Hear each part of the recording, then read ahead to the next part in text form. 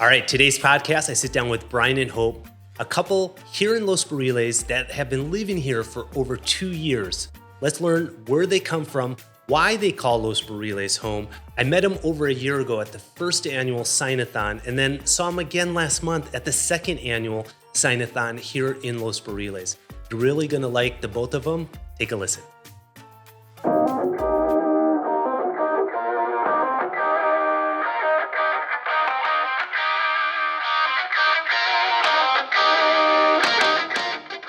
I wanted you guys on as guests because the past 2 years, we've been seeing each other at the Sign-a-thon, and you were hiding this year, but you were there. You just told me you were there. But you guys have been permanent residents here for how long?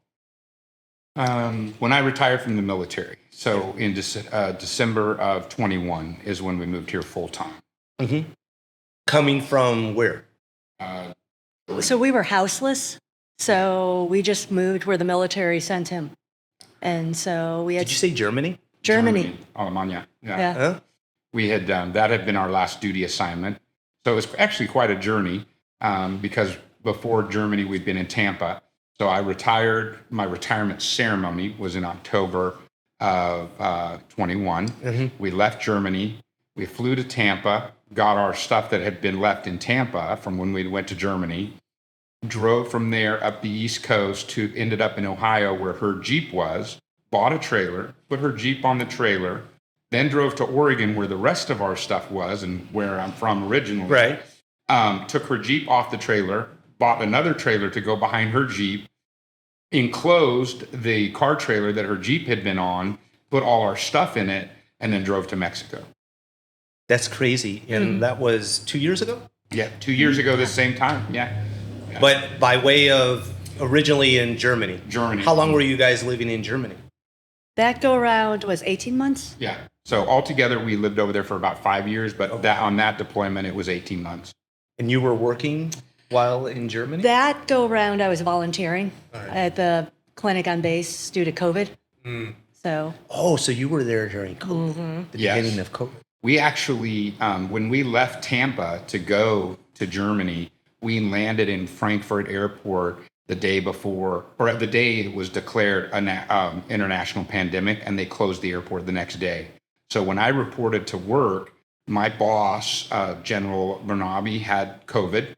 General Cavoli had been exposed and was in quarantine. And they're like, I'm there. No one knew I was coming. And they're like, go to Stuttgart, go to our higher headquarters, get plugged in and figure it out. And I'm like, roger that. But you were already on your way out, right? At that point, we knew that it would be my final assignment. Yeah. Okay. We weren't sure how long we'd be there. It was initially a 1 year order, and then it got was extended. 6 months. Well, we went for 6 months. And initially, then, it was a 6 month order, and then they extended me another year. Okay. But you guys had been together for a number of years already. Yeah, we were somewhere around 20 years together. Pretty close. Yeah, about 20 years at that time. Yeah. So you were military for how many years? So a total of 36 years in the military, 14 years active duty, and the rest in the reserve. Okay. And with 10 of those 14 years being the last 10 years of my career. Okay. Yeah. And what parts of the world were you in aside from Germany? The places that we could go together were Italy and Germany. Uh-huh. And then I was also stationed at Fort Bragg and at MacDill Air Force Base. So at that time, my specialty, if you will, was logistics for Special Operations Forces. And then prior to that, I had been in Kuwait, Afghanistan, and then I'd spent an extended amount of time in Kyrgyzstan.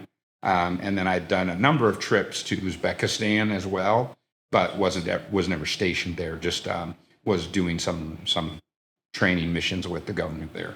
Wow! And you were telling before we started recording that you actually made it up the ranks from the bottom to pretty high up. Yeah, it's always funny. You know, whenever you meet someone else in the military, one of their first questions is like, "Oh, what rank were you when you retired?" So I retired as an 05, a lieutenant colonel, but that's not what I'm proud of. What I'm proud of is the fact that I joined as an E1, which is the absolute lowest rank. In fact, we call them fuzzies because on their uniform, it's just the soft side of the Velcro because they don't have any rank to put on their uniform. So we call them fuzzies. So that's what I'm proud of, is that I started as an E1 and worked my way up, ultimately going to officer candidate school, getting commissioned, and then continued my career from there. So if you're 36 years in the military, traveling around the world, how do you guys meet? On a ski trip in Whistler. And I think you know this story already. You just told me minutes ago. I'll let you tell this story. I had just moved to Oregon, didn't know a lot. From Ohio? Well, I was in Arizona before that. Okay, all right. But met a coworker I worked with. She invited me on a ski trip. I said, heck yeah. All I had to do is share a room with another person who was single, and we've been together ever since. Oh, that's not this guy, is it? Yeah. All right. Yeah. And so that's how you guys met. Mm-hmm. Yeah. And then you were telling me in 2005 you got married. Yeah. Right? And then you started globetrotting with him with his work. Or were there times where you wouldn't? When I met him, he wasn't doing military. He was in it's called the inactive reserve. So basically, you're a name on a list somewhere. At the time, I went back to school and I was working on my MBA, and yeah, so we were just living the normal life, living in Lake Oswego, Oregon, raising my child from my first marriage, Tyler. But I mean, he's known Hope since he was 3 years old. So for him, it's seamless. Yeah. Although she's more of like a big sister to him. Mm-hmm. But yeah, we were just living the normal life. And then I worked for Target for a while. And then I left Target and was having a little bit of a like midlife crisis. What do I want to do? You know, now I'm in my mid to late 40s. I've got an MBA. I've worked for Target. I've done this. I've done that. You know, but in some senses, when you're that age, you're not necessarily as desirable to others because they're like, how many more years am I going to get out of this guy before he retires? Right. So the one thing I had never done was a combat tour. So I volunteered to do a combat tour to Afghanistan, and I got picked up to go do this tour, and I went and did it, and it worked out really well. It worked out well as far as my military career. It was hard on Hope because I was gone for 13 months. Wow. So in fact, we saw each other once during those 13 months, and that was on my mid-tour leave. I flew to Cabo because I didn't want to go home because I was afraid if I went home, the 2 weeks would go by with, you know, cleaning gutters and this and that and blah, blah, blah. And I just wanted to spend time with my family. So Tyler and Hope flew to Cabo. She was doing an Ironman race in Cabo then. I got here the day before her race. She did the race, had a great race. Was that the first year the Ironman was in Cabo? I think so. Yeah, it was. Yeah. So you've done an Ironman? I have. More than one? I've done a few. Really? It was just a passion. Yeah. So we started globetrotting, that's when I worked full time as a nurse practitioner, and I trained for Ironman. And I think I did 10 of them in 7 years. 10? Yeah. 10 full distance. None of this half stuff. Oh, she would do halves as training. I mean, she's probably done 20 half. Are you still doing it? No, I did my last year, so just over a year ago, I did the half in Cabo, and I'm moving into other things. Like trail running. You just did sea to sea, Mar to Mar. Yeah. Tell us about that. Oh, that was hardcore. How hardcore? It was the hardest thing I've ever done. More than an Ironman. Oh yeah, the second day alone was farther than the Grand Canyon rim to rim with more elevation gain and descent. Tell everyone about this. Okay. Is it an annual thing?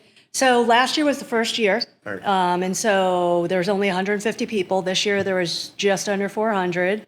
We started in Los Bariles on the beach. So you start on the beach here. Mm-hmm. First day was about 21 miles with probably like 6,400 feet of elevation gain. And then you drop down to like 4,800 to San Dionisio area. After that, the next day was the killer day. There was 7,000 feet of elevation gain. It was... So in the first day, you're 6,000 elevation. So you're going up and down, so you end up back down? There was a river. Okay. It's a running river outside of Santiago, just south of here. And then, we slept in tents, and then the next morning at 7 a.m. started again. through over the Sierra de la Laguna, and came out to another eco lodge, and then that was 23 miles, and the last day was 22 miles to the beach in Todos Santos.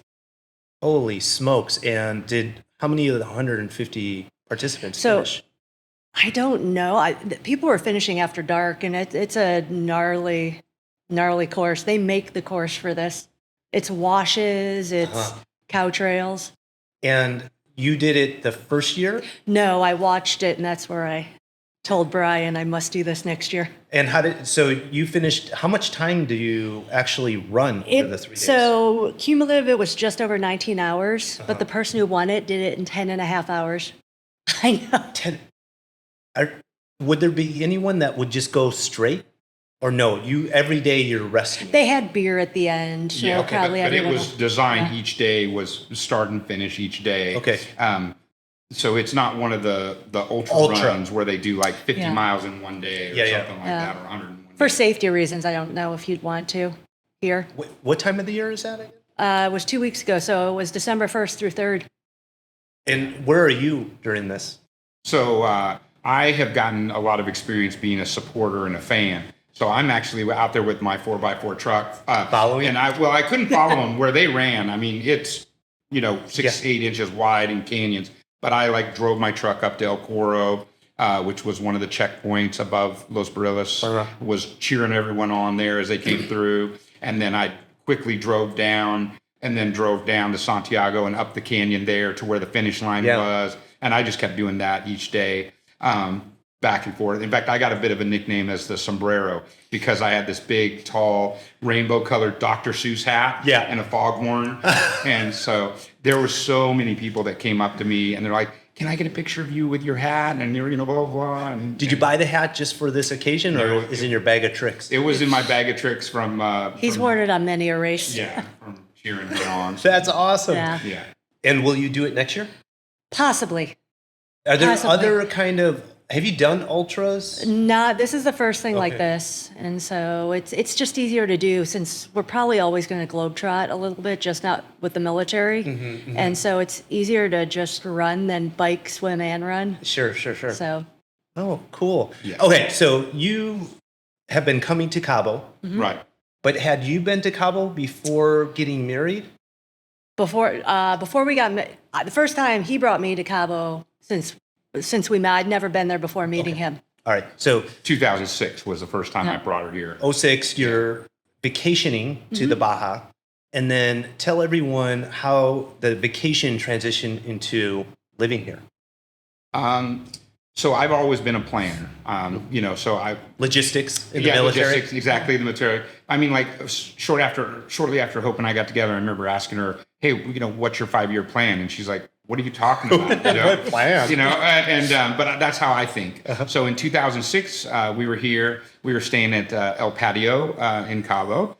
And really? Yeah. And they had this promo that you got a rental car for one day. And we called it the Pumpkin. It was this tiny little, Chevy Sprint or something. The wheels were like 13-inch wheels. It's just meant to tool around town. Right. But we drove out because I had the rental car map, right? What would go wrong with that? There's got to be an ocean. If I go east, I'm going to hit the ocean, right? So we're up in the mountains. We go through a little town called Escapeda, something like that. Mm-hmm. We meet this local guy, very, very friendly, as all the locals here are. He puts his tire, his boot. We're in the ranch country on the tire, and I'm trying to ask him how to get to the playa. And he's drawing it with a pen, and he's saying, "Don't go this way, go that way." And then it dawns on him that I mean in this car, and he just stops. He's like, "No, you can't do that." But we did. You did. Did you get stuck? No. No. Yeah, and we got over to the end of the Escapeda Road where it T-bones into the Gulf of California, and found a little roadside restaurant with a cardboard sign, and it said, restaurant. We went in there, and they apologized because the ice hadn't come that day, so they had warm beer, and the cook didn't come that day, so they had no food, and we sat there and we drink warm beer. Yeah, we drank warm beer. It was delicious. And you remember the Palm Pilot, the old Palm? Yeah. So I had a Palm Pilot, and it had a map app on it, and I pinned it And I named it Pig Beach because we saw some wild pigs on the beach. Oh, wow. And I said, I want to live here someday. Fast forward to so that was 2006, 2017, we actually bought our first piece of property 2 miles from that place. No way. Yeah. Get out. So 2017, you buy your first property. Yep. 11 years later, after that Sprinter rental car adventure, never got stuck. I can't believe I've owned 2-wheel drive SUVs and I've gotten stuck. Yeah. So I'll never have anything but 4x4 in the Baja. Yeah. In a Sprinter? Really? Yeah. Well, I mean, it's front-wheel drive, so that one thing. It's lightweight, so it doesn't sink as much. And front-wheel drive. But I've spent my whole life with 4-wheel drives and driving. And for people who really do that, it's 80% the driver and 20% the vehicle. So experience you get. I'm in experience. I didn't That's mean the it to most sound polite like way that. he ever says it to me too. Experience. Yes. Experience. Yes. Yeah. Okay, so 2017, you buy your first property. Is that the property you're in right now? No. No, we bought 7 acres south of Los Barriles, and we found a community there. We just love the people there, and we're like, we're going to live off the grid, and But you didn't stick with that plan. we needed a house we knew we needed a house to live in until we built. Right. And I was still in the military and we were living in Germany. So we had come on vacation to Los Bariles because we knew Los Bariles. We loved it. Excuse me. And so we had looked at a house here that Hope was like, not no, but no. It was, the windows had gotten blown out in a hurricane like 3 years earlier. The owners had essentially abandoned it. And but it was cheap. And so I was in Germany, she was in Oregon, and we're talking one night. I'm like, hey, do you remember that house in, Mexico that I showed you? And you were like, no. I'm like, what if I did this and what if that? And it would just be temporary. And she's like, okay. So we bought it, like, over the phone basically. And we bought it and we put a little money into it, and that was our house. And then through that progression, 2017, from October 2016 until July of 2017, because of my deployments, the Army had given me some time off to, hey, go decompress, take care of yourself, take a knee. So we came down here and lived for, 8 months, 8 or 9 months before we went to Italy. And so during that time, that's where we lived. We really became part of the community in Los Bariles. And then we were like, okay, we're not going to move out to the East Cape. We're gonna live in Los Bariles. Yeah. So we bought a different lot in Los Bariles, and then once I retired, then that's when we did the container homes that you heard about. Yeah. And then we just finished building the retirement home. Okay. Yeah. So what happened to the Frailes property? You sold it? We sold. You sold it. Okay. Yeah. So we actually sold it to a gentleman, Mexican national that's from the mainland, really nice gentleman, that is working for some resort. I don't know that it's the Four Seasons, but they had bought another large piece of land out there, and they were going to build.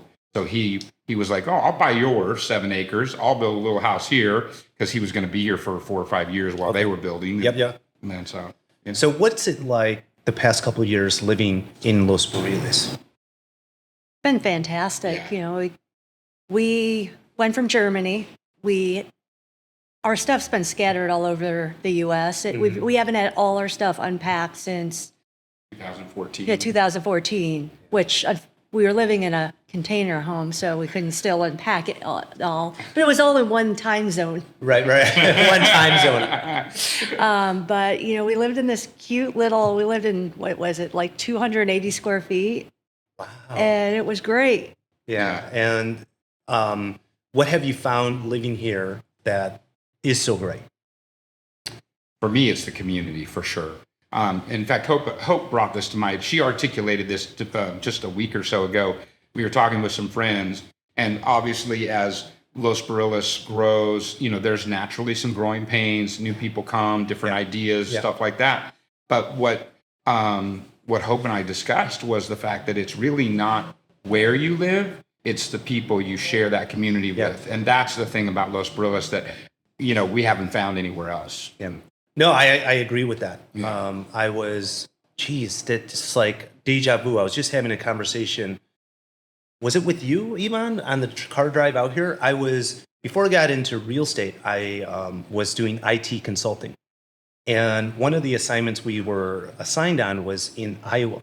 And imagine Iowa, not too sexy of a place. It's not like going to Italy or something like that. Yeah. But the people that we worked with were amazing. And they came from all parts of the United States. And so it's the community. Yeah, absolutely. Yeah, first and foremost, the community. And one thing too I have to plug, when I say community here in Los Barriles, I'm talking about the people that are born and raised here, the locals, the people that have chosen to make this their home. Yeah. Also the people that come here to vacation. They're cut from a little different cloth. They're not looking for, like a Cabo experience. They're looking for something a little more authentic. And so it's like a good soup. You add all those different ingredients together, and those things all together are what makes it great. If you took any one of them out, it wouldn't be the same. And you guys are very involved in charities. And that's how we met, actually, at the Sign-a-thon. So what kind of charities are you guys involved in? Ooh. So there's the animals. So there's the SNAP, which is spay, neuter, and protection. Yep. Prevention, sorry. Yeah. And then with the animal rescue, there's a couple for feeding the hungry and friends supporting families. Yeah. But the big thing for me, and again, I'm a planner. So when I retired, my military pay went from full pay to a pension. Yep. It's enough to live on. It's certainly enough to live on in Mexico, but it's not a lot of extra. But what we do have is time, because we're retired. So that was our shift, is that we would invest our time in doing fundraisers. And as you have come to learn, I have a bit of a big mouth.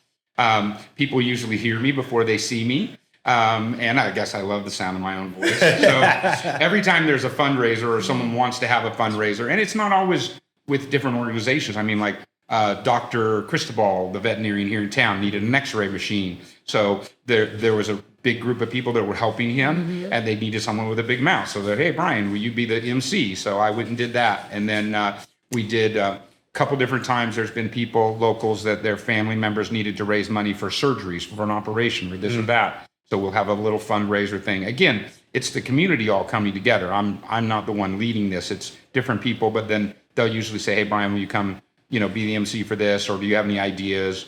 Same with feeding the hungry. They're our neighbors, the people that run it. And for the first sign-a-thon that you did, that Ronival did, which thank you very much. That's very generous. They said, hey, we've been asked to go to this, this is what we're thinking about doing. And I was like, why don't we do this instead? It'll be more fun. And that's when we did the Bob Barker, grocery game. And it just clicked, and they ended up winning. And then, so this year, some of the other charities were like, Brian, help us. So, and I love them all, and I want to help them all. So this year I helped SNAP. Yeah. And so we had, the little doctor operation game for SNAP, and they got second. Yeah. But Feeding Hungry, they got first again, which was great. And so they were like, oh, I hope it's okay that we beat you. I'm like, no, that's great. You're taking the things we learned together, and you package those together, and you won. That's great. And there's no losers, it was a great night, and it was a great turnout. Yeah. A lot of people, and I liked how we had the street as opposed to right in the office and then the surrounding local spaces. Well, and I can tell you too, that is now, it's entrenched as an annual event that people look forward to. I mean, there's a lot of people that enjoy doing that. And it's so good the way that it's done as a, come out and see what they do. Yep. So we've had so many people that are like, oh, I didn't know that you needed help. We'll volunteer our time. We'll do this, we'll do that. And that was the case. Even the participants that didn't necessarily win a grant from Ronival, they got lots of volunteers. Just awareness, right? Awareness, exactly. The exposure of the efforts. And then the ambulance, that was like a late addition. Yeah. And as a result of, I don't think all the event, but part of it was due to the event that they were able to bring that ambulance back to life. Yeah, that was a huge part of I it. think it was out of commission for like 8 months or something like that. Yeah. And I just saw it at the Oh, you did? at the fire station. Oh, cool. Yeah. That's really cool. So it's operating now. Yep. Yeah. Back in action. What are the opportunities in Los Bariles because there's been a lot of growth. I've had conversations with locals that are like, it's too congested. I actually, a couple months ago, was in El Cardinal, and there was an expat that had been in the area for a number of years. And she says, what are you guys doing? We're doing some promo stuff. Please don't. Like, don't. Yeah. And do you know Megan O'Leary? Oh, yeah. Yeah. So she was with us. And she said, no, I understand. Yeah. Like, I've been here for a number of years. We'll try to take it light.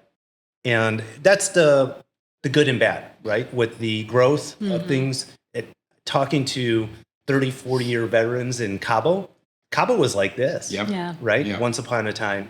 But what are the opportunities that you see for Los Bariles, for people that live here and people that don't live here that maybe want to call Los Bariles home? Yeah. I think for me, the biggest opportunities are for the expat communities, the ones that are invested here in the community. They don't just own a home here and they come here for a few weeks a year or even a few months a year, but they're really invested in seeing the community transition these growing pains. It's really, they need to get involved and they need to share their opinions and stuff like that. Good and bad, in a positive way and positive dialogue. And then also try to support the local community and their efforts for infrastructure, for, better water, better power and stuff like that. It's easy for us to come down as expats. It's easy for us to come down, build our house, not really think about trying to live like the locals live. And then all of a sudden, you're planting a lawn and you're watering that and you're doing this. But these have real impacts on the broader community. So, I mean, for me, to sum it up, it's just, get involved, get to know your neighbors, get to know the locals, understand what the needs of the community are. One of the things I love, one of the organizations that I do volunteer with, Yacht Aid Global, they are very big on not imposing a solution that is dreamt up by someone from Southern California, somewhere else, and imposing it on the locals. Because the locals have their own way of doing it. They've been doing it for a long, long time, long before we were here. So ask them what they think they need. How can we help?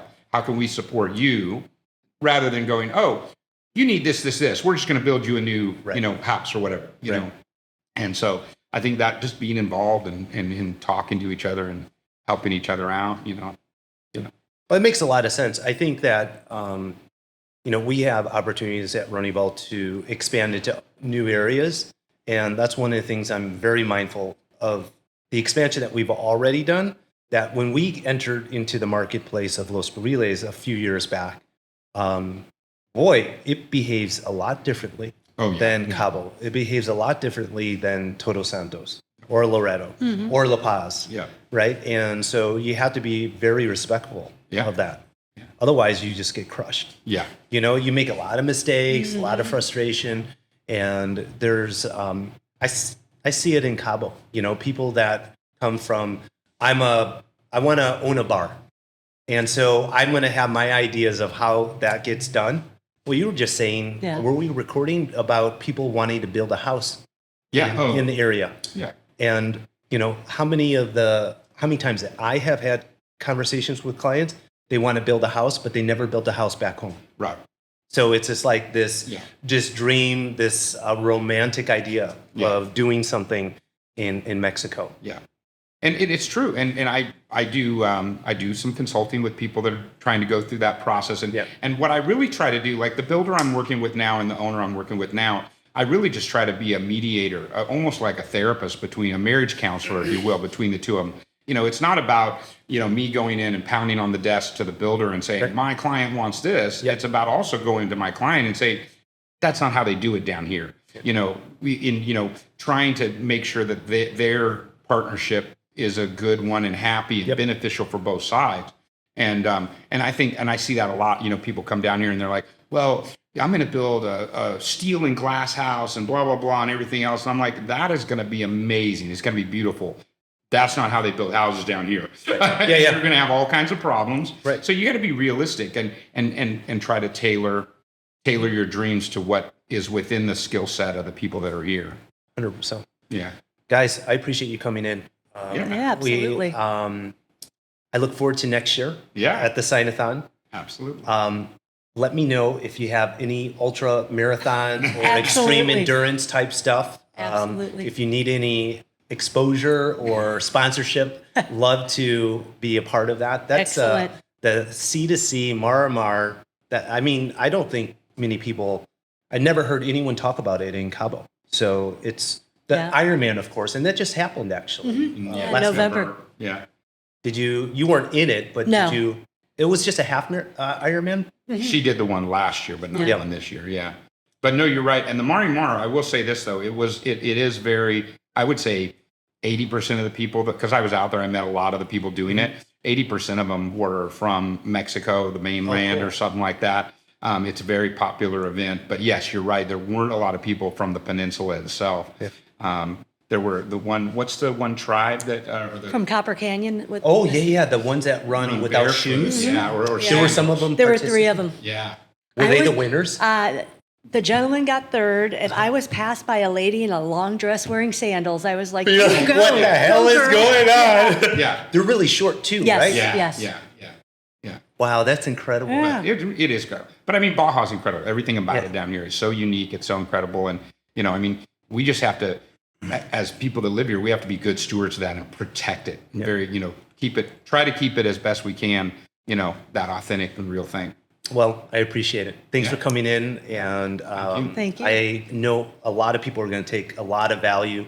They're going to love your stories. And if you want to come and meet them, just come to Los Bariles, because you guys are here year round, right? Yeah, we travel a little in the summertime. We use that as our opportunity to travel, but we don't own anything anywhere else. We live here full time. Cool. So, yeah. All right. Until the next one. Bye for now.